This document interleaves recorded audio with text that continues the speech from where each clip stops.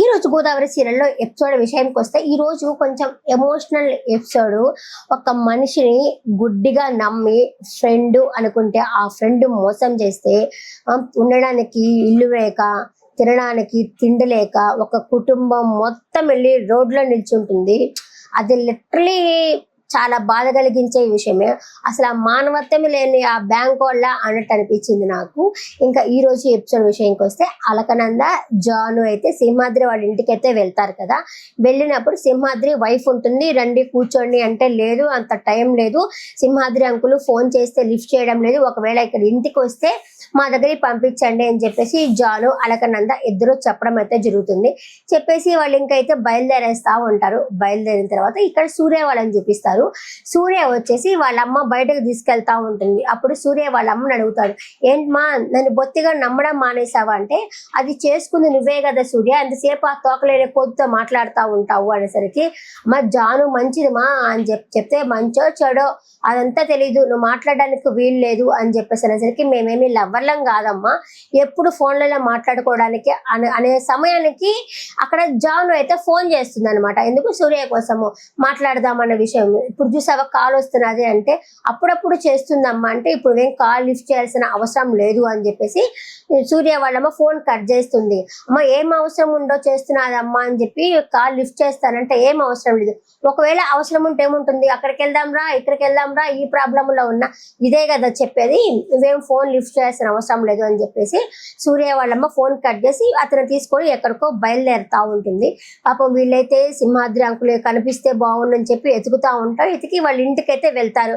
ఇంటికి వెళ్ళిన తర్వాత ఇంకా పోలీస్ వాళ్ళు ఆ బ్యాంక్ వాళ్ళు వచ్చేసి, మీరు ఇల్లు ఖాళీ చేయాలా అనేసరికి, మేము ఖాళీ చెయ్యము అంటుంది జాను. ఎందుకు చేయరు, ఇందాకే కదా చేస్తామంటే, అసలు లోన్ తీసుకునే విషయం మాకు తెలియదు, మా నాన్న అయితే చెప్పలేదు, అందుకే మేము ఖాళీ చేయము అని చెప్పేసరికి ఇంకా ఆ బ్యాంకు వాళ్ళు ఉండేసి, మీ నాన్న చెప్పకపోవడం తప్పు, మీ నాన్నది మీది కాదు, మీరైతే ఇల్లు ఖాళీ చేస్తే మేమైతే సీజ్ చేసుకుంటాము అని చెప్పేసి వాళ్ళైతే చెప్తారు. చెప్పేసరికి ఇప్పుడు మాకు టైం ఇవ్వాలి కదా, టైం ఇవ్వకుండా ఇప్పుడు బయటికి వెళ్ళమంటే ఎలా వెళ్తాము, ఫ్యామిలీ అందరూ ఆడోళ్ళే ఉన్నారు పాపం, ఎలా వెళ్తాము అని చెప్పేసి జాను అడుగుతుంది. అయినా ససే మీద కాదని చెప్తారు ఆ పోలీసు వాళ్ళు కానీ బ్యాంక్ వాళ్ళు కానీ, కాదంటే కాదంటారు. ఇంకా పెద్దావిడ కూడా వచ్చేసి, నేనేమో పెద్దదాన్ని, వాళ్ళేమో తండ్రిని పోగొట్టుకున్నారు, పిల్లలు ఆవిడకేమో హస్బెండ్ పోగొట్టుకున్నారు, ఇంతమంది ఆడవాళ్ళం మేము ఎక్కడికి పోయేది మేము అని చెప్పి పెద్దావిడ కూడా అడుగుతుంది. అలాగే జాను వాళ్ళమ్మ పోలీసు అయిన కాళ్ళు కూడా పట్టుకుంటుంది, ఎక్కడికి పోయాం మేము అని చెప్పేసరికి వాళ్ళకి కనికరమే లేదు, కర్ణ కఠోరంగా ఉంటారు వాళ్ళైతే అసలు. ఎందుకంటే అది కావాలని చేసిందే కదా. ఒకవేళ రియల్ బ్యాంక్ వాళ్ళు అయితే మాకు తెలియలేదు అంటే టైం ఏమన్నా ఇస్తారేమో, కానీ వీళ్ళు కావాలనే చేశారు కాబట్టి వాళ్ళకి టైం, మీరు ముందు బయటకు వెళ్తే మేము ఇల్లు సీజ్ చేసుకుంటాము అని చెప్పేసరికి జానుకి ఆత్మాభిమానం ఎక్కువ. ఏం చెప్తుంటే, అమ్మా నువ్వు ఎవరి కాళ్ళు పట్టుకోవాల్సిన వీలు లేదమ్మా, వీళ్ళకి అసలు మానవత్వమే లేదు, మనం పోదాం పద, సర్దుకొని బ్యాగ్ సర్దుకొని పోదాం పద అని చెప్పేసి బ్యాగులన్నీ సర్దుకొని బయటకైతే వస్తారు. ఆ చిన్న పాప ఉంది కదా, ఆ పాప మళ్ళీ వెనక్కి వెళ్ళి వాళ్ళ నాన్నగారి ఫోటో పట్టుకున్నట్లా బయటకు వస్తుంది. లిటరలీ నాకు ఒక కళ్ళలో నుంచి ఒక్క బొట్టు నీళ్ళు అయితే ఖచ్చితంగా వచ్చింది. ఎందుకంటే అంత ఉండి వాళ్ళ నాన్న వీళ్ళకి ఏమీ చెప్పకుండా వీళ్ళు వీధిన పడితే ఎంత బాధ అనిపిస్తుంది. నాకు చాలా బాధేసింది.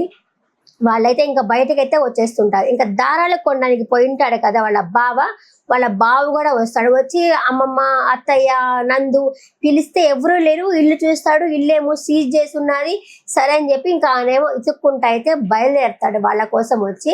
ఇక సూర్య కూడా వచ్చేసి వాళ్ళ అమ్మను వదిలిపెట్టేసినట్టున్నాడు. ఇంకా తను కూడా వచ్చేసి ఎతకడానికి అయితే వస్తాడు.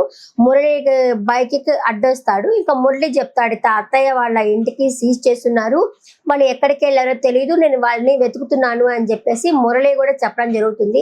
సరే నువ్వు బండి అక్కడ పెట్టేసిరా, మన ఇద్దరం కలిసి వెళ్ళి ఎతుకుదాము అని చెప్పేసి సూర్య ఇద్దరు కలిసి అయితే ప్రతి ఒక్కరి ఇంటి దగ్గరికి వెళ్ళేసి వీళ్ళు వచ్చారా వాళ్ళు వచ్చారని చెప్పి మురళి అడుగుతా ఉంటాడు. ఎవరు ఏమడిగినా రాలేదు అని చెప్పడం అయితే జరుగుతుంది.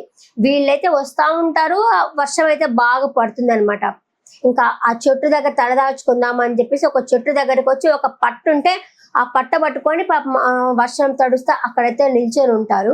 అదంతా దూరం నుంచి సింహాద్రి చూస్తా ఉంటాడు. మరియు సింహాద్రి కనికరమే లేదు అతనికి పాపం. ఇంకా మనము రేపటి ఎపిసోడ్ లో చూడొచ్చు, జాను వాళ్ళు వచ్చేసి వాళ్ళ బావ వాళ్ళ ఇంటికి అయితే వెళ్తారు. బావ మంచోడు కానీ అత్త వచ్చేసి సూటిపోటుగా మాట్లాడుతూ ఉంటుంది.